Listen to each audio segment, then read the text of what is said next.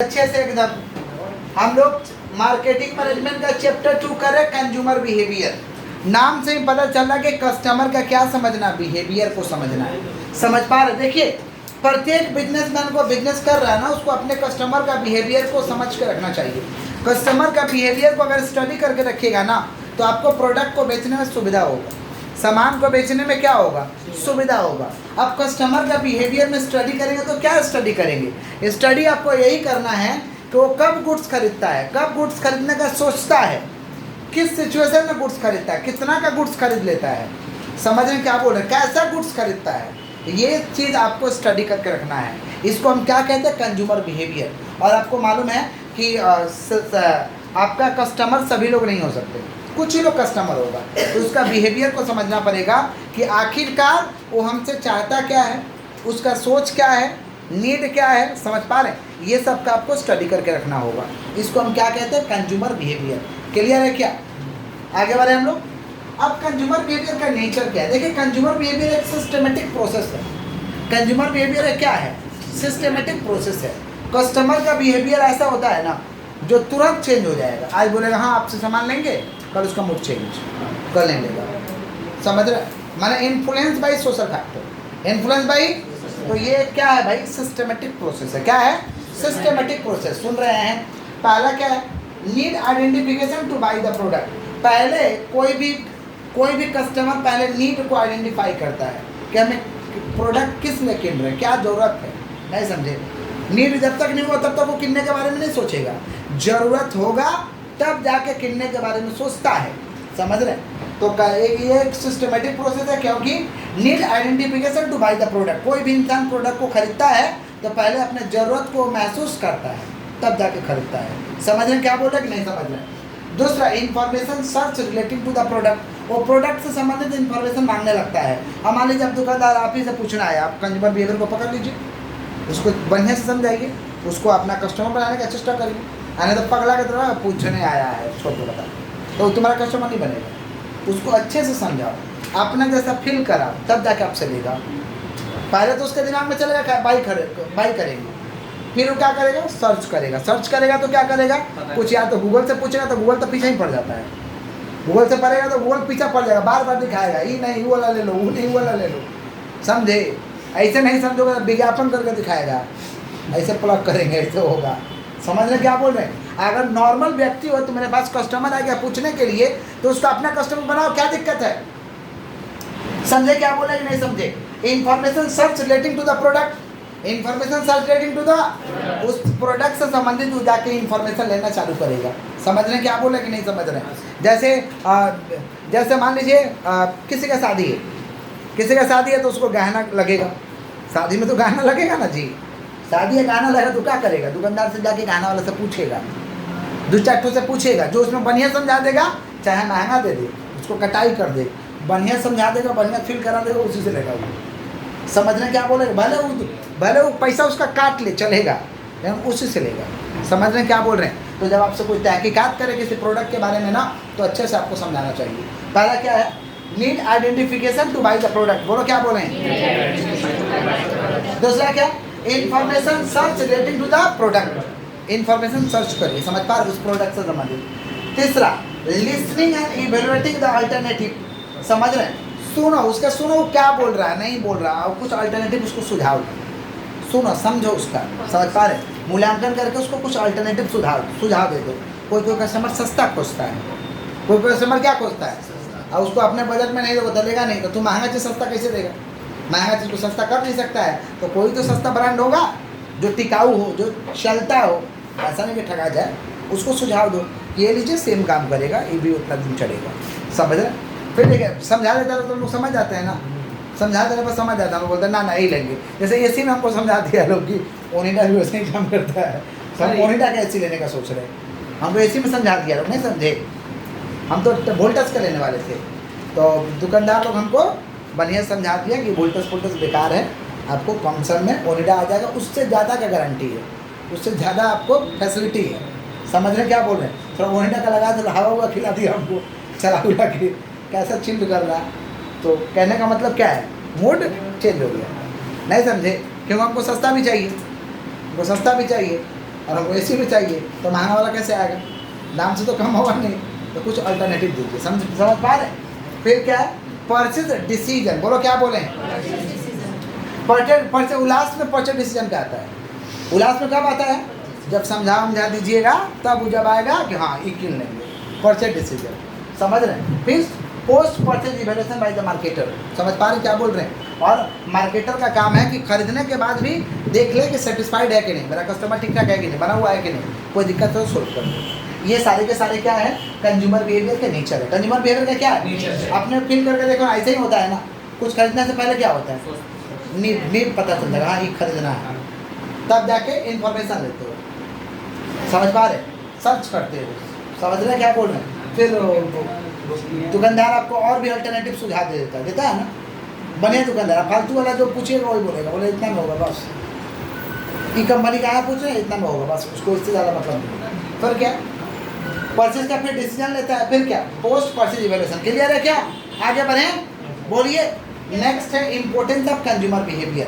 Consumer behaviour के क्या importance है, क्या महत्व है? अगर इसको समझ रखते हैं तो आपको क्या फ़ायदा हो जाएगा?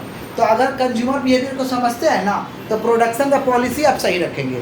प्रोडक्शन का पॉलिसी का मतलब कस्टमर जैसा जैसा सामान चाहता है वैसा वैसा ही सामान बनाएंगे। जैसा सामान चाहता है, लोगों का जो डिमांड है वैसा ही हम सामान बनाएंगे, फालतू सामान नहीं बनाएंगे। तो प्रोडक्शन पॉलिसी, प्रोडक्शन अगर कंज्यूमर बिहेवियर को स्टडी करोगे तो प्रोडक्शन का पॉलिसी क्लियर रहेगा। प्रोडक्शन का पॉलिसी क्या रहेगा? क्लियर। दूसरा प्राइस पॉलिसी, प्राइस भी तुम्हारा क्लियर रहेगा। अपने कस्टमर के हिसाब से प्राइस को तय करोगे, हाँ इतना बिक जाएगा, मेरा कस्टमर इतना में ले सकता है। समझे क्या बोल रहा है कि नहीं समझे? किसका बात कर रहे हैं लोग? Price policy. प्राइस पहला क्या? Production policy. दूसरा प्राइस का पॉलिसी आपको ठीक रखना होगा। फिर क्या? Decision regarding channel of distribution. आप माल को पहुंचाते हो ना कस्टमर तक, उसको चैनल ऑफ डिस्ट्रीब्यूशन कहते हैं। गुड्स को पहुंचा देते हो कस्टमर के घर तक, समझ रहे हैं? किसी भी जरिया से उसको हम कहते हैं चैनल ऑफ डिस्ट्रीब्यूशन।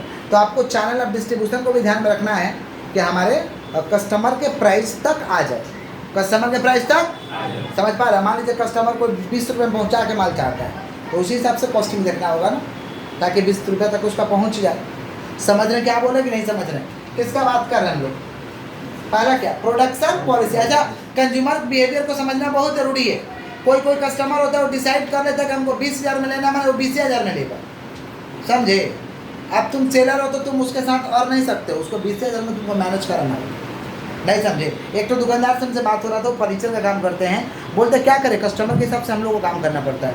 अब कोई कस्टमर है वो बोलता है कि ना हमको 20,000 का चाहिए, तो हम लोग को उसी में हिसाब किताब करके गुना भाग करके कच्चा लकड़ी देना पड़ता है, थोड़ा घास बोर्ड वाला प्लाई दे देते हैं, हल्का प्लाई दे देते हैं, क्योंकि उसको तो ज़्यादा देना नहीं है।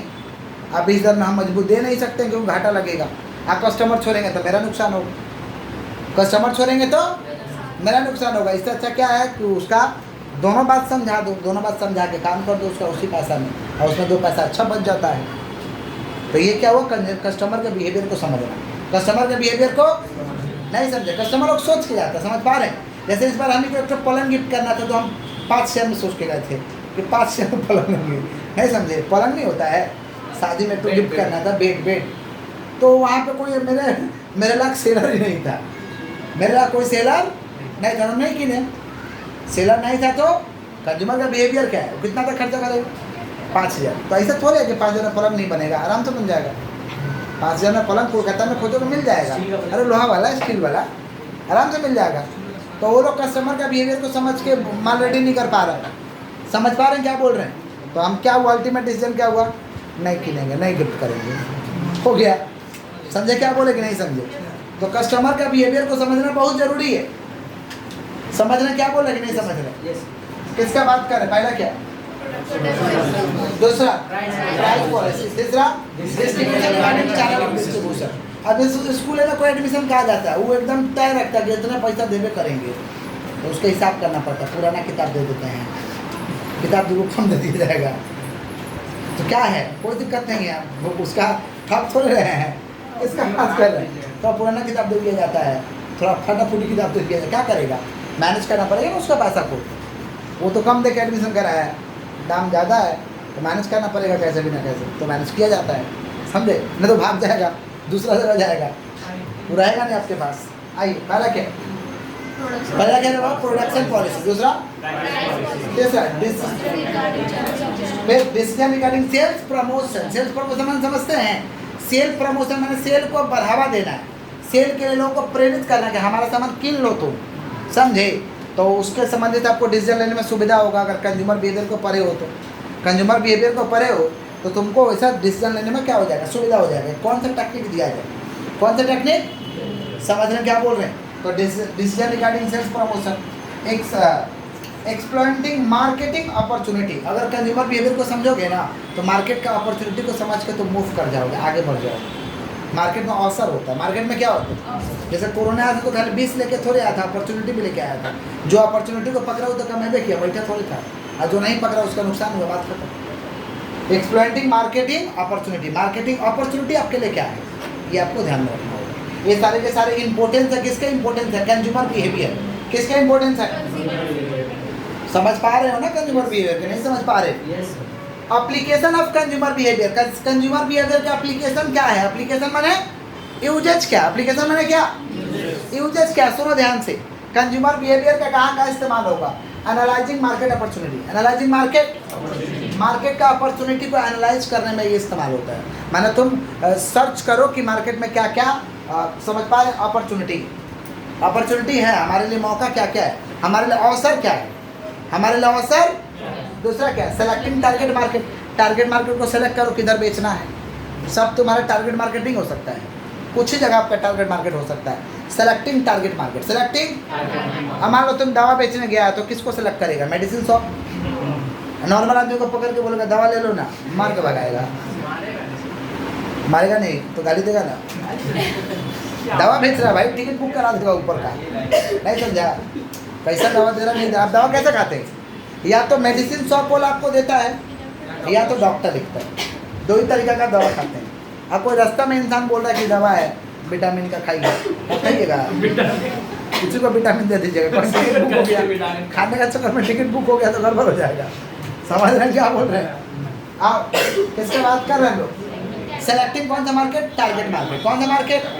टारगेट मार्केट को देखो किधर बेचना है तुमको, समझा? सब जगह तुम मान नहीं दे सकता है। पहला क्या? Analysing market opportunity. Selecting target market. तीसरा, मार्केटिंग मिक्स डिसीजन। उसके बाद मार्केटिंग को मिक्स करो। मार्केटिंग मिक्स कितना था? 4P।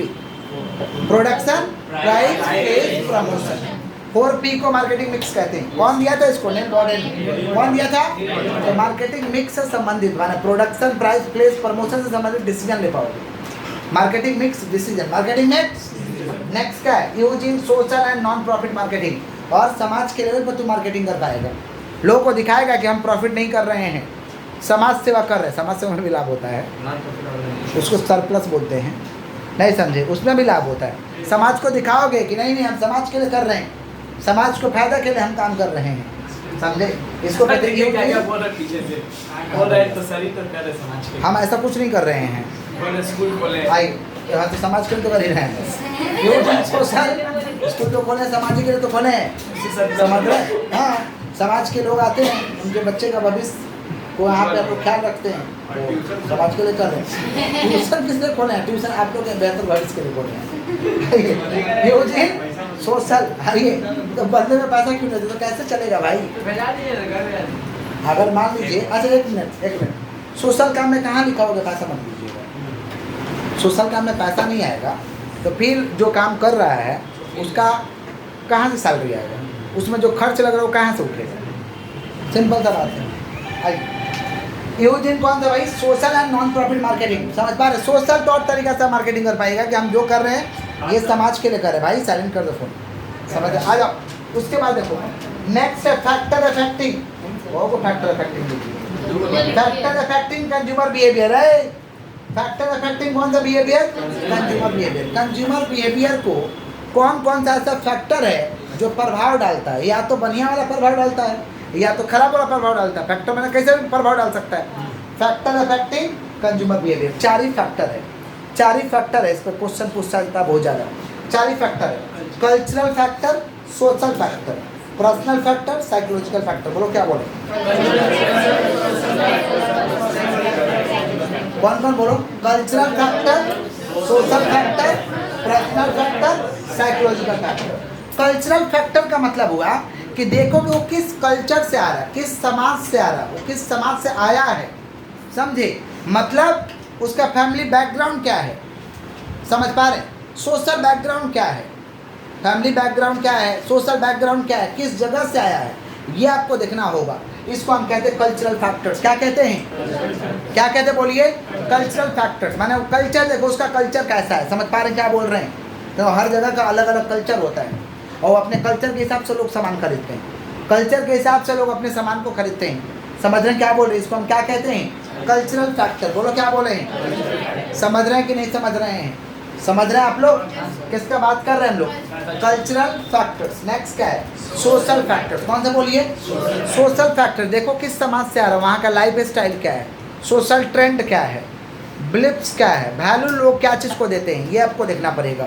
इसको हम क्या कहते हैं, सोशल फैक्टर्स। क्या कहते हैं, हर समाज में अलग अलग चीज़ों को वैल्यू दिया जाता है, अलग अलग लाइफ स्टाइल होता है, अलग अलग क्या होता है, लाइफ स्टाइल होता है, समझ पा रहे हैं। इसको हम क्या कहते हैं, सोशल फैक्टर्स। क्या कहते हैं बोलिए, समझ रहे हैं क्या बोल रहे हैं कि नहीं समझ रहे हैं। सोशल फैक्टर्स को आपको ध्यान में रखना होगा, समझ रहे हैं क्या बोल रहे हैं। जैसे यहाँ के शादी में जो सब्जी बनता है, बिहार के शादी में बना दीजिएगा तो लोग गाली देके जुड़ जाएगा। यहाँ का सब्जी थोड़ा मीठा टाइप का होता है, अच्छा लगता है हम लोग को, वही अच्छा लगता है, बढ़िया लगता है, लेकिन वहाँ का तीता होना चाहिए। तीता नहीं, मैंने बोला क्या किया, क्या किया, कचरा कर दिया। हाँ नहीं चलेगा, तो तीखा चाहिए, नहीं तो बोलेगा क्या किया, फालतू काम कर दिया। किसका बात कर रहे लोग, सोशल फैक्टर्स। किसका बात कर रहे हैं, आइए पर्सनल फैक्टर्स। कौन था, पर्सनल फैक्टर्स भी बहुत बड़ा कारण लगता है। पर्सनल फैक्टर्स का मतलब क्या होता है, पर्सनल लोगों का सोच क्या है, आम आदमी का सोच क्या है, एज क्या है, ऑक्यूपेशन क्या है, एज क्या है, ऑक्यूपेशन क्या है, किस एज के लोग रहते हैं, लोगों का सोच क्या है, इसको कहते हैं पर्सनल फैक्टर्स। क्या कहते हैं, समझ पा रहे हैं। और लास्ट वाला साइकोलॉजिकल फैक्टर, मतलब लोग का परसेप्शन क्या है। होता है ना, कितना लोग किसी चीज़ के बारे में गलत है, सोच लेते सारा गलत है, वो कितना सही लगा तो गलत, सही सोच रहे तो सही। Perception, motivation, perception, motivation. Motivation का मतलब होता है वो क्या चीज़ से मोटिवेट होता है, क्या चीज़ से मोटिवेट होता है। ये सारे के सारे कौन सा फैक्टर में आएंगे, साइकोलॉजिकल फैक्टर्स। बोलो क्या बोले। तो कंज्यूमर बिहेवियर के कितने फैक्टर्स है भाई, 4। कौन कौन, कल्चरल,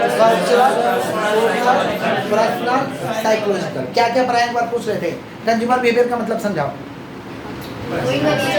कस्टमर को समझना पड़ेगा, कस्टमर को तो कब खरीदता है, समझ पा रहे, कब खरीदता है, कैसा खरीदता है सामान, कितना पैसा पे खरीदता है, ये सब चीज़ को समझना होगा। कस्टमर का सिस्टमेटिक प्रोसेस क्या है बाबा, इन्फॉर्मेशन फिर सर्च करेगा, फिर तो कोई अगर आप बिजनेसमैन बन जाओगे, कोई अगर आएगा सर्च करने तो उसको हल्का मत लेना, सर्च कर रहा तो कन्वर्ट हो सकता है कस्टमर। लेकिन कभी कभी से चाटने का आता है। हाँ तो क्या है, चटा जाइए, बिजनेसमैन तो है आप। अब वो सोच के करेगा तब तो दिक्कत है भाई, उतना करेगा तो होगा।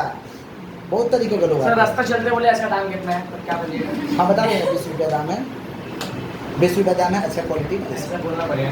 यस, हाँ बता देंगे। क्या करेंगे, हम तो बता देंगे, क्या बोल देगा भाई ऐसे जब लेना होता है वाला ऐसा नहीं बोलते, गलत चीज़।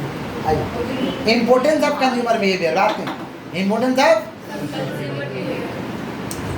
समझ के रखेंगे तो क्या प्रोडक्शन का पॉलिसी आप तय कर पाएंगे, फिर क्या प्राइस को तय कर पाएंगे, चैनल डिस्ट्रीब्यूशन को तय कर पाएंगे, सेल्स प्रमोशन को कैसे करना है उसको तय कर पाएंगे, और मार्केटिंग में क्या अपॉर्चुनिटी उसको कैच कर पाएंगे। समझे, एप्लीकेशन ऑफ कंज्यूमर बिहेवियर कहाँ भी हो जाए, analysing market opportunity, selecting target market, marketing makes decision, और यूज्ड इन कौन सा social and non profit marketing. फिर क्या फैक्टर अफेक्टिंग कंज्यूमर बिहेवियर। सुनिए नेक्स्ट टॉपिक हम लोग का मार्केटिंग सेगमेंटेशन। बोलो क्या बोले हैं, मार्केटिंग सेगमेंटेशन। बोलो क्या बोले हैं, मार्केटिंग सेगमेंटेशन का मतलब होता है कि छोटे छोटे पार्टों में तोड़ दो। समझ पा रहे हैं क्या बोल रहे हैं, मार्केटिंग सेगमेंटेशन कहीं कहीं पे आपको देखने के लिए मिलता होगा। कहीं आप जाते हैं तो दुकानदार देखिएगा एक ही कंपनी का दुकान रहता है, लेकिन वो अलग अलग कर देता है कि इसमें लड़का का खाली कपड़ा मिलेगा, इसमें खाली लड़की का मिलेगा, इसमें खाली साड़ी मिलेगा, इसमें कॉस्मेटिक्स मिलेगा। समझ रहे हैं क्या बोल रहे हैं, माने मॉल टाइप का भी नहीं रहता है तो डिपार्टमेंट कर देता है। समझ रहे हैं क्या बोले। अच्छा ऐसा भी देखोगे खाली साड़ी का दुकान है तो ये 400-500 वाला साड़ी का, मैंने इसमें 400-500 से 500 का रेंज में सॉफ्टवेयर। इधर मिलेगा 500 से 800 वाला, इधर मिलेगा 800 से 12, 4-5 को ऐसा कर देगा। समझ रहे हैं? पूछ लेगा कितना में रेंज चाहिए भैया, बोले 800 बोलेगा, वो वाला में चली जाएगी। इसको हम कहते हैं मार्केटिंग सेगमेंटेशन। क्या कहते हैं? माने सब डिवाइड कर दो उसको, छोटे छोटे पार्टों में क्या कर दो, बांट दो। समझ पा रहे हैं क्या बोल रहे हैं? इसको हम कहते हैं मार्केटिंग सेगमेंटेशन।